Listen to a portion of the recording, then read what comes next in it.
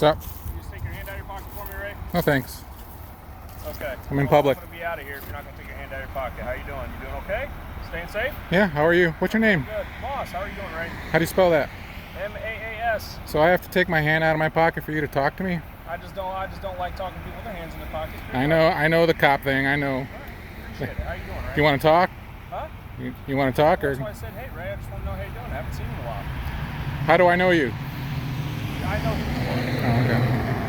I don't think I've ever met you before. M-A-S-S? Yes, sir. How long you been here? A little over a year.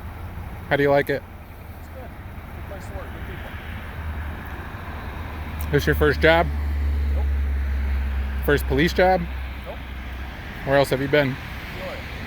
Peoria? That's cool. Yeah, I'm from here. I'm sure you. Here? Yeah. You grew up in Woodridge? Yes and no, yes. My mom, we were poor, so we had to move from place to place, but I lived in 7725 Woodward from 92 to 96.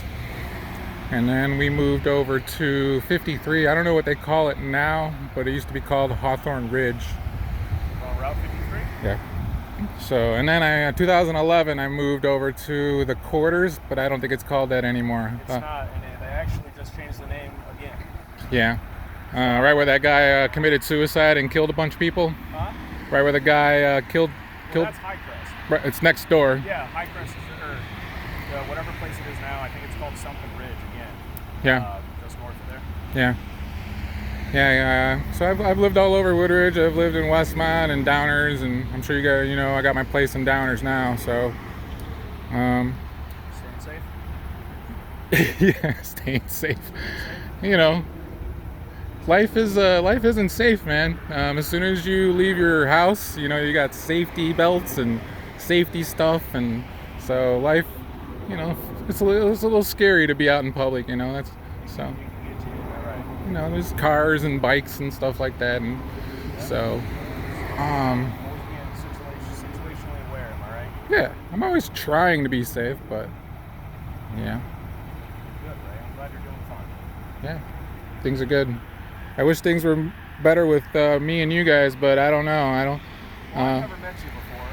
I knew who you were. I'd never met you before, so I saw you walking up, caught you back here, and I saw you walking up. I thought I'd introduce myself to you. I give the opportunity, I know I've caught people, you might have caught me on bad terms before, or I might have been having a bad day, and I might not have been as nice. 99% of the people that we deal with are good people that we just deal with on a bad day. You don't seem to understand that.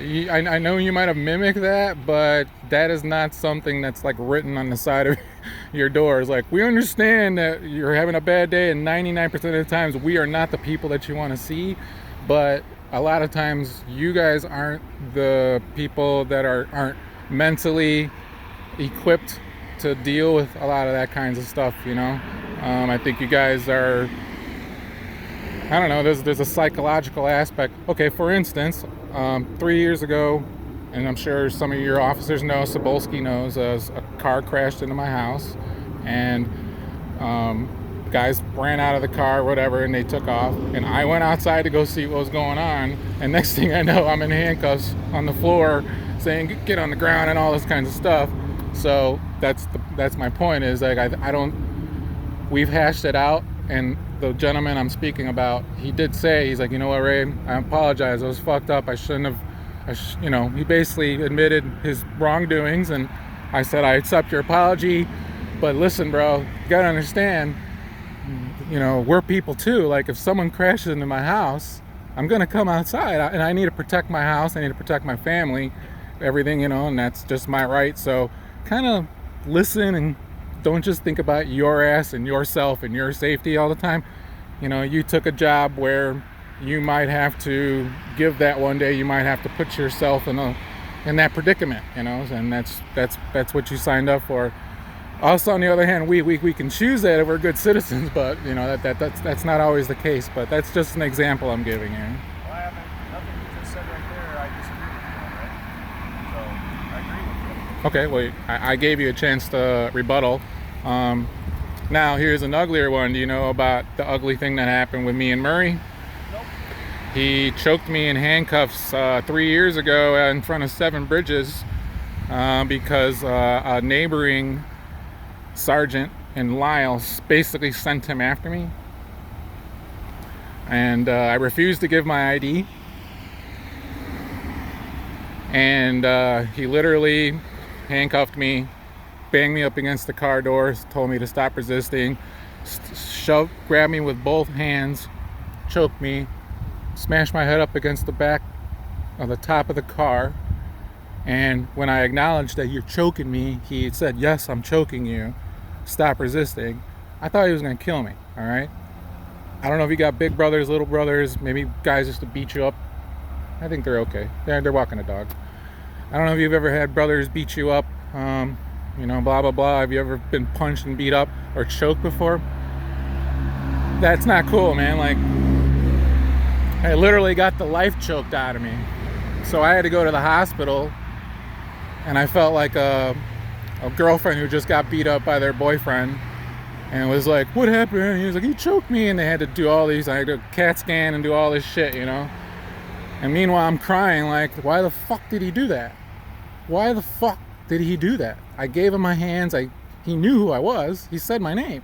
So I know now. I know why. It's hypothetical why, but I know why. Because he is a cheap shot. He wanted to hurt me. He doesn't like me, and he doesn't like whatever. So one of the reasons why I'm out here. So that's another situation. You know, you got punks like you got punks, you know, wearing that uniform, doing what they do, and I'm a victim of it. And not just 3 years ago. I've been a victim of it in the 90s and blah blah blah. I had a lot of Woodridge police inflict a lot of physical pain on me, and emotional, but physical pain on me too. So I told you I was here in 92 to 96, so a lot of things were a little different back then. So that's another one of my quarrels that just happened. If that wouldn't have happened, I think I would have been cool. You know, Sobolski's cool. I thought you were Duffield at first. I've actually met a couple cool cops. So well, I can't speak for anyone else, Ray, but I can tell you this much: you've never done anything to me. I don't know you. We've never had a conversation prior to this, right? I'm hoping you and I have a good relationship for what our relationship can be.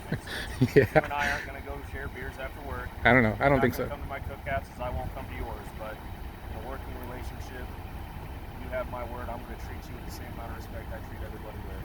I hope so, man. That's what I want. That's why I watch you guys. I want you to, if you see another cop racial profiling and doing, the smell of marijuana isn't probable cause anymore. So times are changing. You got to keep up with it. And I just don't like. I do want you to be careful with that, though.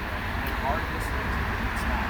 In other districts, What's district? I just talked with Naperville. I just talked with Darien. Because all of DuPage County, Cook County, our area up north, our district court has ruled that the smell alone is not probable cause of certification. That's not the law.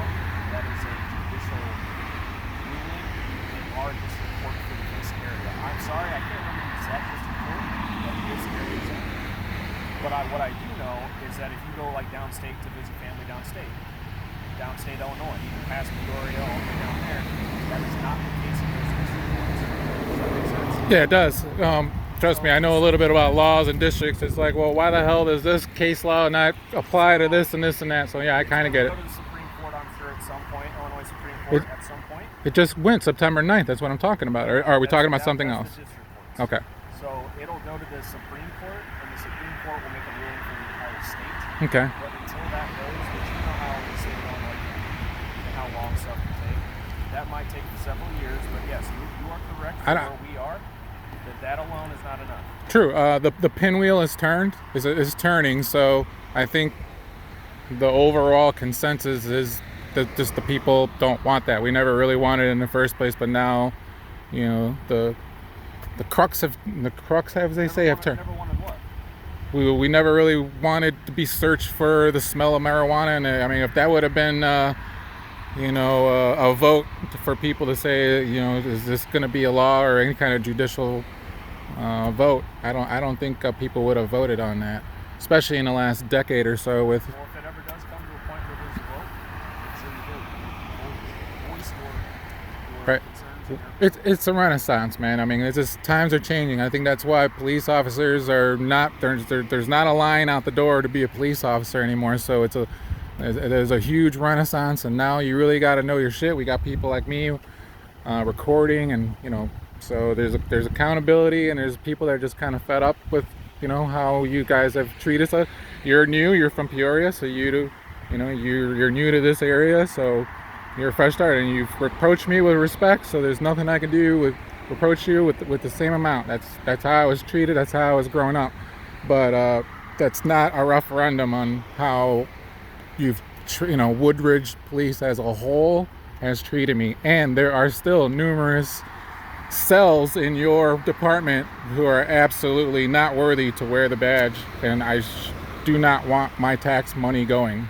I'm a taxpayer. I pay taxes. I have my own place now, so it's very more dear to me now of who's on my streets. That is a conversation which I'm sure you have with the hall. That's a conversation that you have to have. Yeah. Which I'm sure you have. Well, the last few times I went to try to talk to Stephenson and Cunningham, he basically kicked me out. Violated my 14th Amendment of due process. I tried to ID people. I tried to get FOIA requests, and he basically, I never got any. I'm still waiting on him. So, yeah, I'm just stating facts, my buddy, my friend. I could be. These are not lies. I'm telling you. I basically gave up on it, and now this is kind of why I do what I do. I don't have a lot of trust in you guys, and I get calls from, I know everyone. I know someone that lives behind here. I literally know people everywhere, okay? And maybe at first they might have given me shit to be like, Ray, what are you videotaping? You're a dork, or whatever their opinions were. But now I think they get it. Now they're like, oh shit, cops are over here, Ray. Cops are fucking with this guy. So I get calls now too.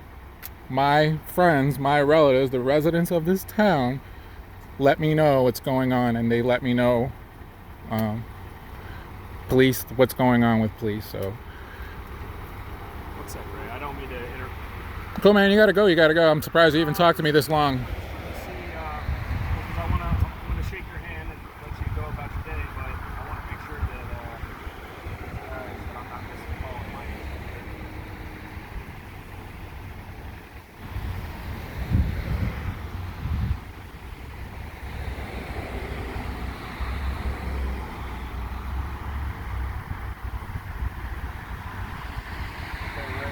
So, yeah, man. I'll give you a fist bump. Is that okay? Yep. All right, Ray. It was nice meeting you. Nice meeting you Glad too. We had a good time. You too, man. Here tonight. Yep.